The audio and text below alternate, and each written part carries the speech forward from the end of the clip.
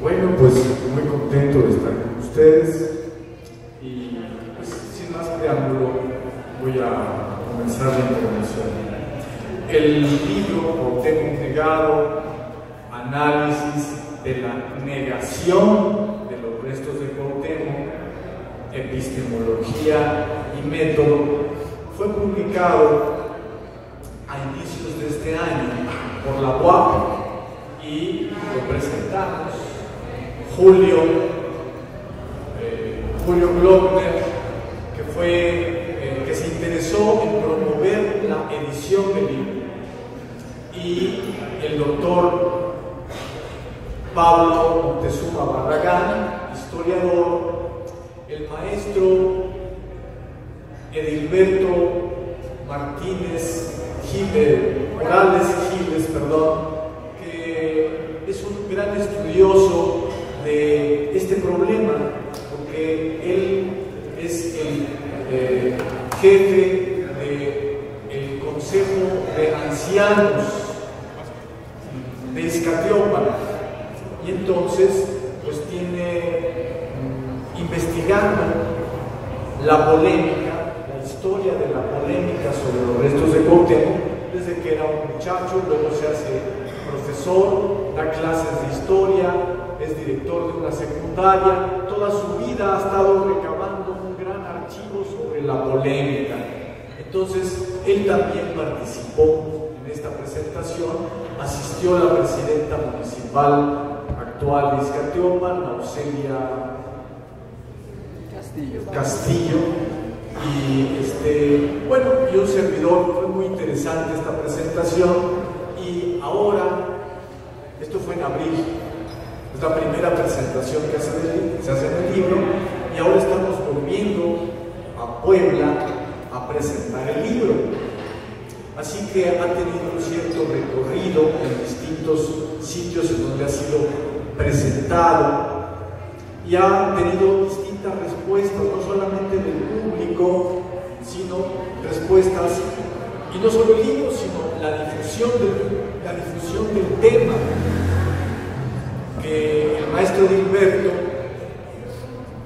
Pablo Moctezuma Barragán y un servidor hemos venido realizando desde mediados del 2022 por la importancia del tema, y nos hemos presentado en distintos foros, hemos hecho distintos seminarios sobre este tema que estaba olvidado, aunque es sumamente importante a nivel científico, a nivel político y a nivel de la identidad nacional de nuestro pueblo. Bueno, después de presentarlo aquí, seguimos con el tema presentándolo mediante el libro, y este libro ha tenido respuestas positivas y respuestas negativas.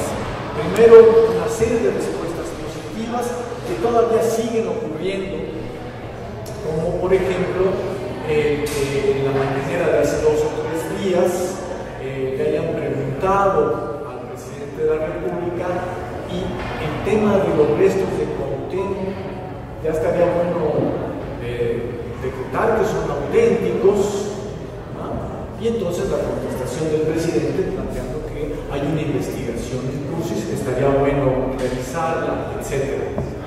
Bien, pues una respuesta así era esperada hace 5 años, hace 10 años, hace 20, hace 30, 40 años, que hubiera un pronunciamiento público de un presidente de la República como para que dijera, pues hay que ver cómo está la investigación, porque se asumía implícitamente que la investigación estaba concluida, que era cosa juzgada, que eso de los restos de Cuauhtémoc en Iztacalpan era una farsa.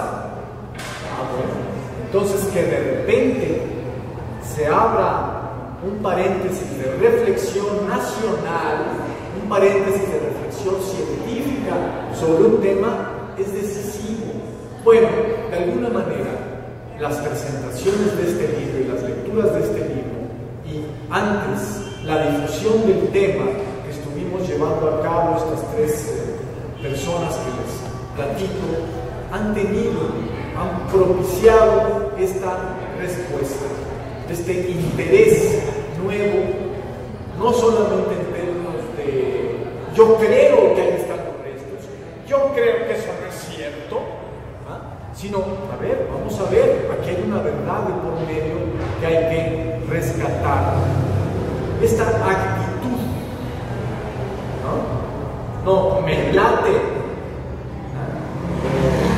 yo decreto, o es cosa juzgar, no, a ver, vamos a ver pruebas, vamos a ver verdades.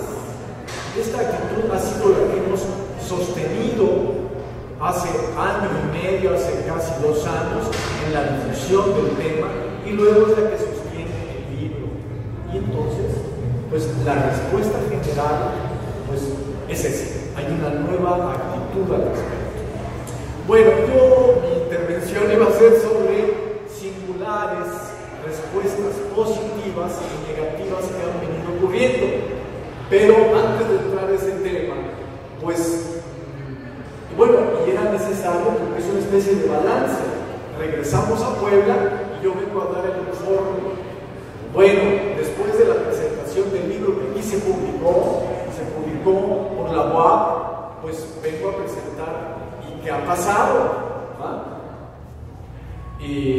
Pero ahora me encuentro con 2 muy inteligentes y sensibles recepciones del libro.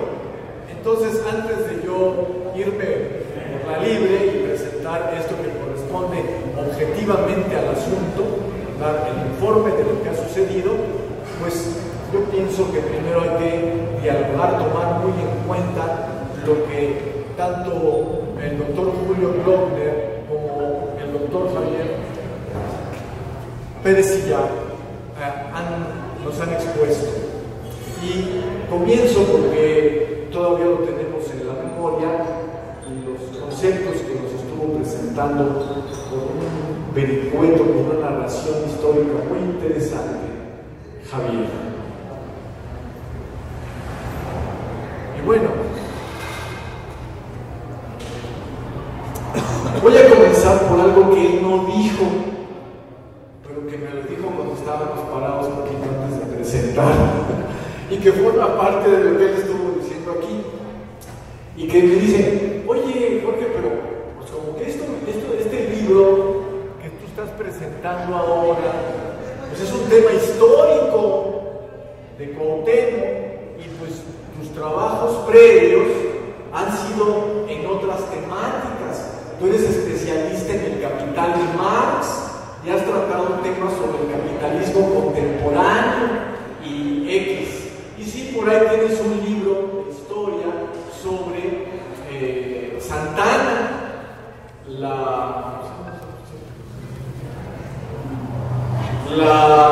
ya se me olvidó cómo se llama el libro. No, ese es el subtítulo. Se llama La perspectiva del traidor. Joder, ya se me olvidó el título. Bueno, en fin, tienes un libro sobre Santana, 2 tomos, ¿sí? Entonces, yo estaba a punto de contestarle cuando pues, ya se llegó la hora, y entonces comienzo con la contestación, porque mucho tiene que ver con el tema del libro. Miren, yo vengo investigando este tipo de temas hace 50 años, 1973, 2023, son 50 años. ¿De qué? Pues de la discusión científica. Hay un discurso positivo y hay un discurso que critica, que niega a ese discurso positivo. Y aquí tenemos precisamente un discurso positivo que establece Eulalia Guzmán. Ha llevado a cabo una investigación y entonces presenta pruebas de esos hechos que ella ha investigado, pero se presentan una serie de comisiones oficiales que van a enjuiciarla y a negarla, van a criticar las posiciones del discurso positivo que está fundando Eulalia Guzmán. Hay un discurso, un científico positivo y de otro lado hay un discurso científico crítico. Bueno, esa ha sido mi preocupación, pero a la inversa, el discurso positivo que yo he estudiado es el de la economía política burguesa, la economía política clásica, de Adam Smith, de Ricardo, de William Petty, y el discurso de la crítica de la economía política por parte de Marx, un discurso científico positivo que afirma las relaciones de producción capitalistas y intenta estudiarlas, y un discurso crítico, científico, el de Marx, que dice, vamos bien aquí, pero de repente está mal planteado por parte de Ricardo, o por parte de Smith, o por parte de Senior, este problema económico. Y hay que verlo más bien de otro modo. Están confundiendo las cosas, en este caso los huesos, con las relaciones de las personas, con las relaciones históricas, con las relaciones comunitarias en las que vivió Cuauhtémoc, por ejemplo. Se están confundiendo cosas por relaciones entre personas. Hay una fetichización de la realidad.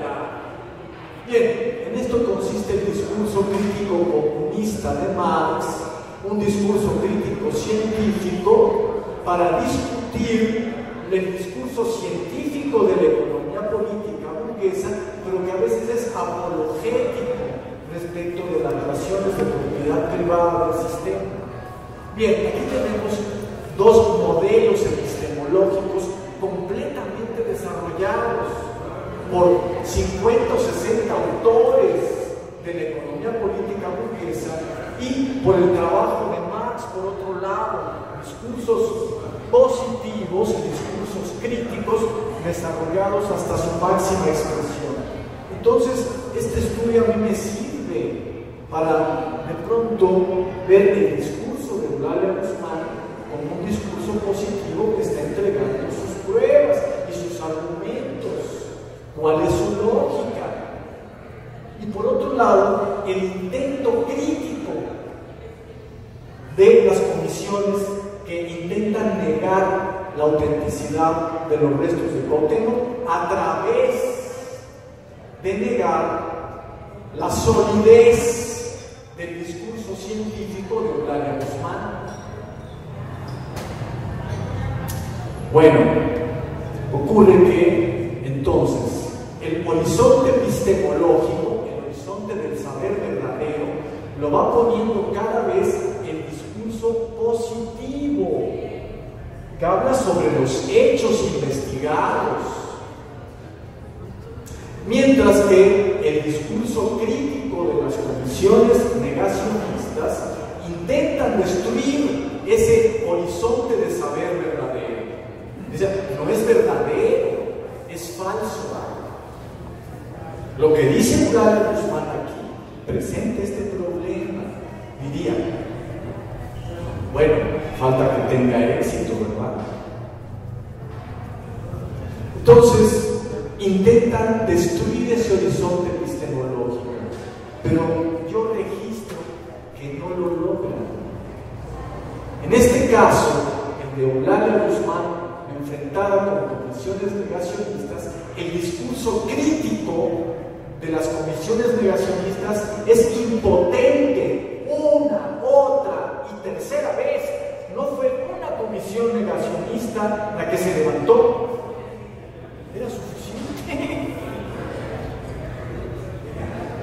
No. La solidez de los planteamientos, de las pruebas científicas y de los argumentos científicos que entrega Eulalia Guzmán no pudieron ser revocadas con una primera comisión que intentó negarlas. Es impotente este discurso crítico para revocar el horizonte epistemológico o de saber verdadero que funda el discurso científico positivo de Eulalia Guzmán. Se requirió una segunda comisión y tampoco lo logra. ¿Qué le pasa a la segunda? llamada Gran Comisión,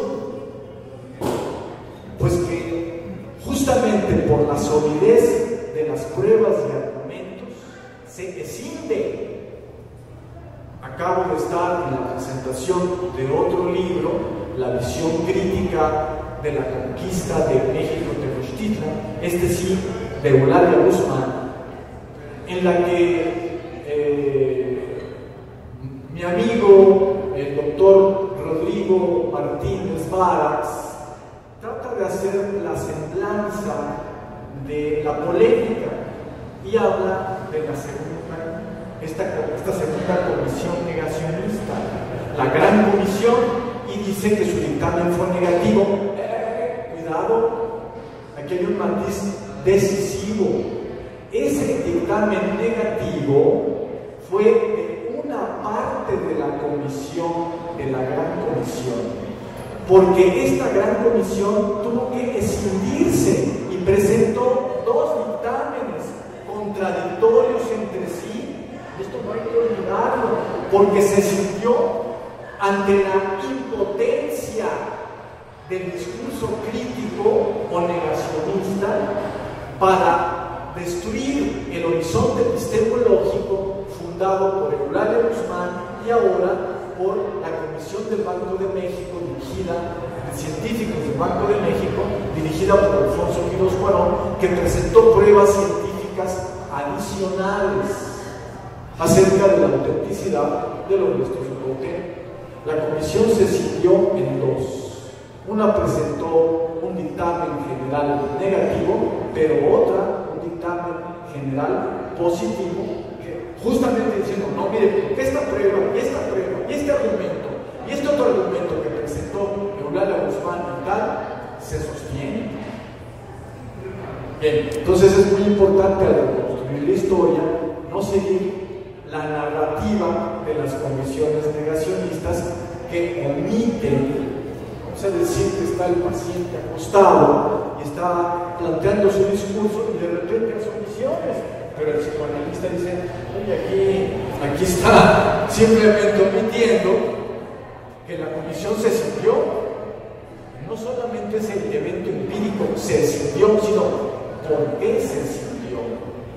Por la solidez del discurso científico positivo ante la impotencia del discurso negativo para desbancar ese horizonte epistemológico. Esa verdad, estos son los restos de Cuauhtémoc por esta y esta prueba, argumentadas de tal y cual. Bueno, segunda comisión que se ve en la imposibilidad de rebatir el horizonte epistemológico de Eulalia Guzmán. Pasan 20 y tantos años y se crea una tercera comisión, la Comisión Bonfil, en 1976, que recupere lo fundamental, la narrativa de las otras dos comisiones y también sus vicios. Lo repiten simplemente y, claro, añaden nuevas investigaciones parciales y nueva argumentación. Bueno, tampoco en este caso fue suficiente para revocar el horizonte epistemológico fundado por Eulalia Guzmán. Y no una, dos, pero tampoco tres comisiones negacionistas. Se ve que, bueno, pues a lo mejor es posible destruir las pruebas científicas que Eulalia Guzmán presentó y los argumentos. Pero hasta ahora, con tres comisiones que se dedicaron a eso, pues científicos muy formados, que lo intentaron sistemáticamente, no pudieron. Ese es el punto. Vean ustedes cómo terminan los dictámenes finales de las tres comisiones. No tenemos pruebas científicas suficientes para afirmar que estos son los restos de Cuauhtémoc. Es decir, que están reconociendo implícitamente que no tienen pruebas científicas suficientes para negar que esos son los restos de Cuauhtémoc. Es decir, las tres comisiones tienen una posición dubitativa que espera que nuevas investigaciones den un sí o un no. No está juzgado el caso, no es cosa juzgada, no es palabra de Dios, pero así se ha asumido durante 70 años, como si fuera palabra de Dios, que todo eso fue mentira, y está completamente al revés. La discusión científica es completamente, tiene otro diagnóstico, como les acabo de informar. O sea, mi especialidad es en discurso científico positivo y discurso crítico, y tengo como modelo un discurso crítico científico que fue triunfante frente a la economía política burguesa en tanto discurso positivo. Y ahora yo me encuentro con el caso inverso, un discurso científico positivo que fue intentado discutir, refutar por 3 veces y se vieron impotentes para hacerlo. Bueno, pues por eso mi investigación no es propiamente histórica. Es un tema histórico, pero en donde están jugados una discusión científica positiva, una discusión científico-crítica. Es un tema epistemológico, vamos a decir. Entonces, por eso el subtítulo del tema, ¿no? Bueno, entonces esta aclaración yo creo que vale, y también indica el talante del libro. Y también, pues, miren ustedes la importancia de esta aventura de la ciencia mexicana. Es un tema, vamos a decir, independientemente de Cuauhtémoc, independientemente de la identidad nacional, etc., pero que todo eso esté involucrado. Es un tema decisivo para la ciencia a nivel mundial. Se trata de un despliegue científico y crítico ejemplar, modelar. Se presentaron pruebas, más pruebas, argumentos, tal, y luego un intento de discutirlas. Bueno, durante primero 3 años intensos, luego una especie de paréntesis, luego se vuelve al ataque y por razones políticas, ideológicas, históricas, la cosa se va diluyendo, queda como una herida, a veces personal, a veces en pueblos, a veces humillaciones contra los pueblos originarios, etc. Luego el imaginario de la sociedad mexicana olvida, y ahora de pronto hay un recuerdo acerca del problema. Toda la nación estamos tratando de recordar verdades que nos fueron comunicadas por diversas razones, no sabemos por qué. Y entonces, otra vez vemos el esfuerzo de los mexicanos, del pueblo de México, tratando de recuperar una verdad. ¿Qué es la verdad? No de que si yo quiero ser mexicano, no, que yo voy a basamentar mi identidad en una verdad, no en un voluntarismo, sino cuál es la verdad. Yo quiero saber la verdad de mi identidad, ¿no? Pues también en esto es sumamente importante la intervención científica de Eulalia Guzmán, porque puede observarse en toda su trayectoria que ella trata de construir una línea nacionalista, es su posición política desde la Revolución Mexicana, desde estos eventos que nos acaba de tratar Javier, y luego pues nacionalista ligada con la niñez. Ella es profesora de escuela, nacionalista, especialista en pedagogía para la niñez mexicana, nacionalista a favor de la mujer, del voto femenino. Ella es feminista, y así seguido, nacionalista en conexión con los pueblos originarios. pero, ella quiere un nacionalismo de un tipo peculiar, no basado en mitos. Roger Bartra, Octavio Paz, Enrique Krause y otros nos dicen que el nacionalismo son puros mitos. El de ellos, porque sí. Y hay algunos nacionalismos basados en mitos. Pues si yo le pregunto, ¿cuál es tu nacionalismo, señor presidente de la República, Miguel Alemán? Pues está basado en mitos y ambigüedades, porque su nacionalismo en realidad fue vendepatrias frente a los Estados Unidos. Entonces, ese nacionalismo, no, ese no es el Eulalia Guzmán.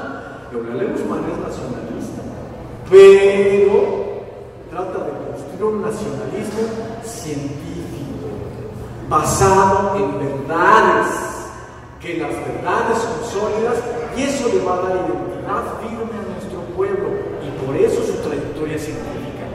Por eso se ocupa de presentar pruebas acuciosas, de construirlas, de formularlas. La gran hazaña de Eulalia Guzmán no es descubrir los restos de Cuauhtémoc. El pueblo de Iztacalco sabía que ahí estaban los restos de Cuauhtémoc. Los documentos, el doctor Salvador Rodríguez Juárez, custodio de esos documentos, sabía perfectamente que ahí estaba Cuauhtémoc enterrado. Nunca lo había visto, pero sabía que ahí estaba. No se trata de un descubrimiento. La hazaña de Eulalia Guzmán es la demostración científica de que esos restos dados a conocer pertenecen a Cuauhtémoc. No la afirmación o descubrimiento de un evento, sino la construcción teórica, científica, de que la verdad del pueblo, escrita y oral, está sustentada en pruebas que científicamente pueden ser formuladas. Y esto lo hizo 1, 2, 5 veces. Entonces es muy importante su trazo como nacionalista científica, también ejemplar a nivel mundial para el desarrollo de la ciencia.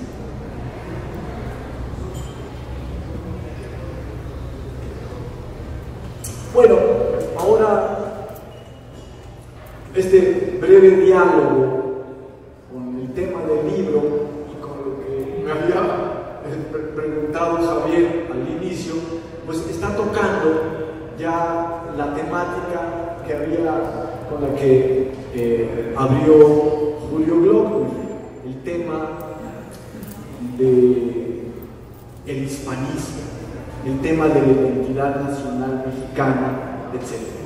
Y pues ya vemos cuál es el procedimiento que utiliza Eulalia Guzmán para este asunto. En primer lugar, ir en contra del nacionalismo mítico del PRI, del PNR, etc. O del nacionalismo mítico y mendaz de un Miguel Alemán. Y en lugar de eso, la nación debe fundarse en verdades, y de preferencia en verdades científicamente demostradas. Y a eso dedica toda su vida esta mujercita, pues realmente admirable, ¿no? Y que es muy importante reconocer este trabajo, esta labor, esta dedicación, haber observado el ajedrez completo de la ciencia y el ajedrez completo de la política en la que se ha movido la historia de México, y decir, oye, y en medio de este desmadre, ¿cómo podemos establecer un curso seguro para nuestro pueblo? Que la ciencia se alíe al pueblo, que la ciencia sirva para demostrar las verdades del pueblo, o para decirle, oye, no, estás mal, vamos por acá. Y ese es el nacionalismo científico de Eulalia Guzmán, y lo esencial de su trayectoria como científica y su ética. No que, como era nacionalista, pues tuvo un desarrollo científico en cierto momento, pero luego traicionó su ética. Esta es la narrativa que manejan las comisiones negacionistas acerca de Eulalia Guzmán. Y esta es la posición que sigue manteniendo al día de hoy Eduardo Matos Moctezuma.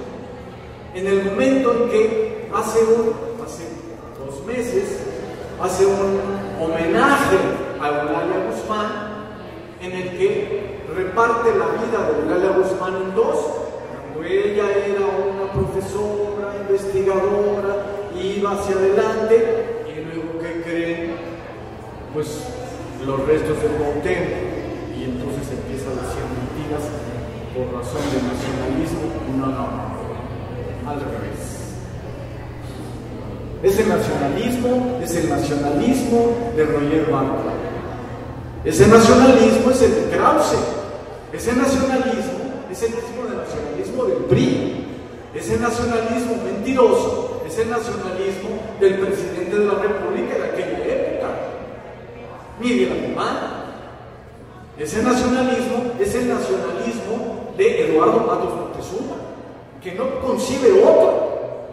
Claro, lo critica, dice que no está de acuerdo, pero no alcanza a concebir otra posibilidad de nacionalismo. Mientras que Eulalia Guzmán encontró que se podía caminar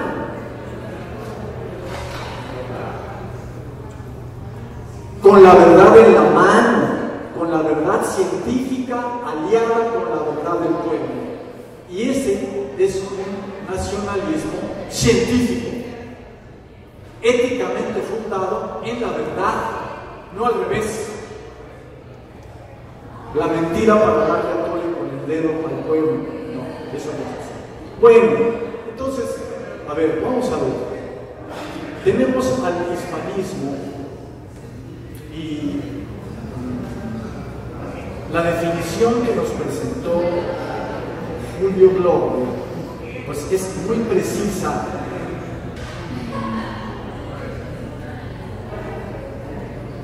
Porque nos describe el nacionalismo, el hispanismo históricamente surgido y nos presenta las notas del mismo.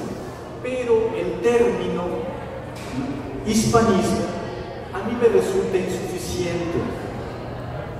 Porque, pues, vean ustedes, no tienen derecho los españoles a tener amor a su pueblo, a su patria.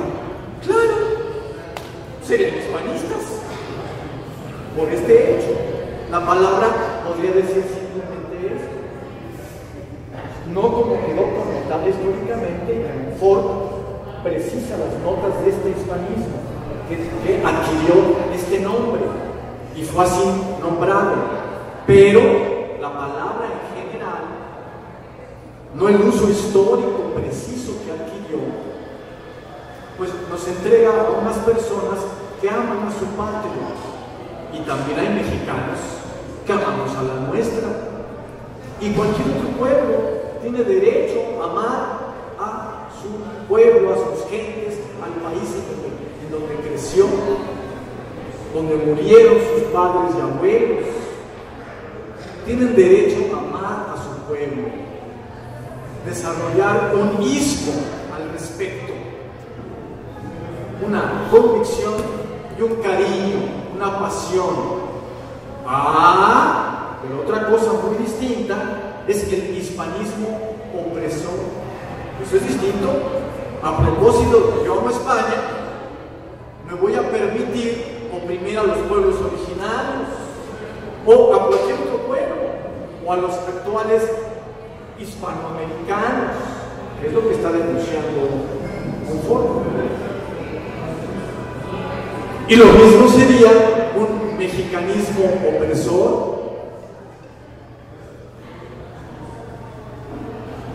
Son formas de imperialismo, son como el völkisch, o sea, el pueblismo el alemanismo de los alemanes en la época de Hitler, pues es un amor al pueblo, pero que se transforma en imperialismo, expansionista y militarista incluso. Entonces, sí hay que distinguir, hay que hacer una distinción crítica entre dos conductas posibles de las personas que viven dentro de una nación y defienden a su patria y tienen derecho de hacerlo, y son mexicanos y mexicanistas, hispanos y hispanistas, y alemanes y alemanistas. Pero otra conducta muy distinta es el alemanismo opresor, o Deutschland über alles, o el hispanismo opresor también. Son dos actitudes completamente distintas a distinguir.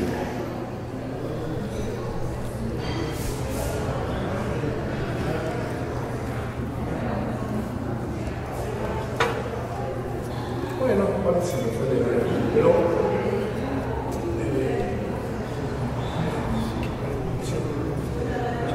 muy bien. Entonces, yo creo que con estas distinciones de un discurso crítico positivo y un discurso científico crítico, ¿verdad?, es muy importante para guiarnos en las verdades históricas y también pues, el fondo de vida. Y por otro lado, en tener clara esta distinción de posiciones que aman a su pueblo, todo derecho, y que son los distintos nacionalismos, pero que estos nacionalismos se pueden desarrollar en un sentido imperialista, y eso es lo que es criticable. ¿Por qué es tan importante la defensa del patriotismo? ¿Por qué es tan importante la defensa del nacionalismo? Pues porque existe el imperialismo, porque existe el globalismo que dice que nadie, ninguno de los pueblos tiene derecho a defenderse cada vez que una transnacional llega y se planta y empieza a comerse, a agotar el agua, y empieza a contaminar el suelo, y empieza a destruir poblaciones. Ustedes no tienen derecho a defender a su patria, porque si la defienden son fascistas. O sea, están confundiendo el nacionalismo con el nacionalismo fascista, y no es lo mismo. Hay derecho de los pueblos para defenderse, y se defienden por razones útiles, pero también por corazón y convicción. Tienen total derecho a la defensa de sus congéneres y de su territorio y de sus riquezas materiales y culturales. Eso es lo que está haciendo el Valle de Semana, y eso es lo que nos corresponde, defender la verdad de nuestros pueblos y nuestra afirmación en esta tierra frente a cualquier poder extranjero que quiera aprovecharse de nosotros.